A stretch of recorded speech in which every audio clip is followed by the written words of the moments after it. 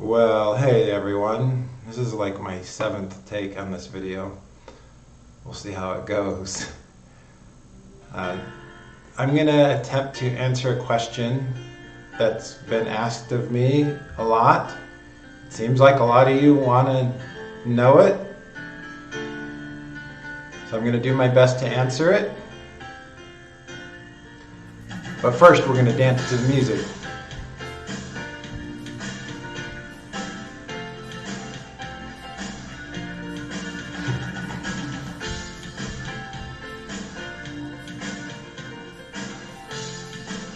Twirl, twirl.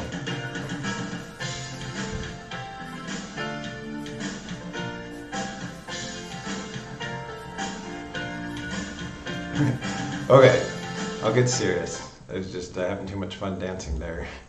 So the question that I've been getting asked, so I'm kind of like, fine, I'll answer it, even though part of me doesn't really want to answer it because there's not a ton for me to say about it. But do I still believe in twin flames?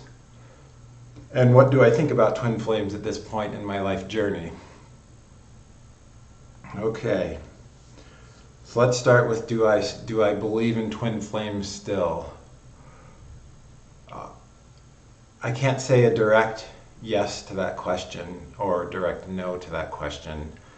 I can only speak from my experience that the concept of a twin flame came to me as I tried to understand a situation about 5.5 years ago now. And it was the closest construct or closest thing that made sense. And I believe we as humans, we are very skilled at giving meaning to things, creating ideas and thoughts. And from my standpoint, I look at the twin flame as a creation or a thought to try and understand certain situations that happen. And there may very well be twin flames like before life or however they're described. I don't have the authority to really speak on that. So that very well may be true. But certainly there's situations that happen amongst people that are out of the ordinary. As I've been single on my own now for about 5 years, most interactions with people are kind of just like, okay, cool, that's nice, pretty surface level. And then, let's see if I sneeze.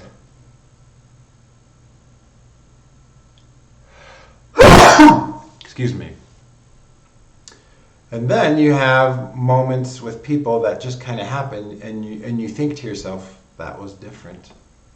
That was different. There was something there, a chemistry, a connection, a fluidity, balance, just a really good interaction between you and another person. But that's not normal. It's not common, and I've gone out a lot enough to know that that's like 1 in 100 or something, or 1 in 1,000, but probably 1 in 100. For where you see that an interaction was kind of special. There's something there. And so these rare cases, I think we as humans have tried to understand them with different constructs, I call them, but they're just meanings or beliefs. Twin flames, soulmates, a catalyst, and all sorts of things to just try to give meaning to situations with people that we interact with. And usually a twin flame, from what I've seen, this is not always the case, but from mostly what I've seen, the twin flame comes into meaning when someone really felt so strongly toward another person and then the other person left. And it's unfathomable to the person who got ditched that someone could do that when there was such a strong feeling between two people. And so the twin flame, trying to understand, and then that's where the twin flame runner meaning comes from. So, do I believe in twin flames? As much as the meaning we humans give to it, yes. Perhaps there is something in the great beyond, or heaven, or that initiated all of this. My mind can't comprehend that, so I can't speak on it. I can speak very much so on humans creating meaning to things. That makes a lot of sense to me.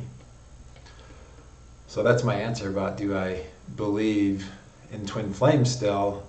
And the answer is yes, as much as we humans decide to give meaning to it. What do I think about twin flames now? Well, I look at the situation that happened to me 5.5 years ago, and it's like have you ever, on the 4th, at least here in the US, you can light these things called sparklers. Let's see if I have something that will, I don't have something, but they're just long sticks with a material on it that you can light with a match, and they go until the spark burns out and is gone.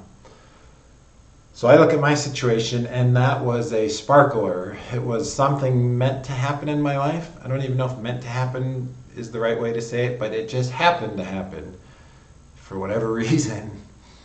And the sparkler lasted for however long it lasted, and then maybe there's some brief surges of it, and then it's gone. It's out. The whole sparkler is done. It's run its course. The situation is over, and I don't think too often about it anymore. I've completely made peace with it, moved on, and it doesn't matter to me what happens anymore with it. I don't need anything to happen ever again with it. I say that now so calmly and casually, but it took a few years. It took a few years to get to that point. It was not an easy journey. I had to practice a lot of Buddhism and acceptance, and then I starting to realize my own worth. And as that has happened, it has made me look back on it and kind of be disgusted, like, oh, how did I let myself get treated like that? And so the raising of my own self-worth, the raising of my own vibration helps me see it as a stepping stone, a catalyst to help me raise my vibration and my standard in my being to my higher self. The concept of a higher self is who you could ultimately become if you put your whole heart, might, mind, and strength, every cell of your body, if you put everything together as much as you possibly can into just being the best version of yourself. To me, that's a higher self.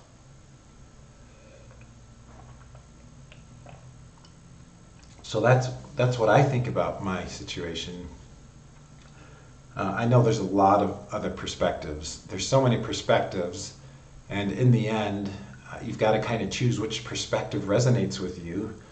But I think one thing that you can always do that will always make sense is to raise your vibration,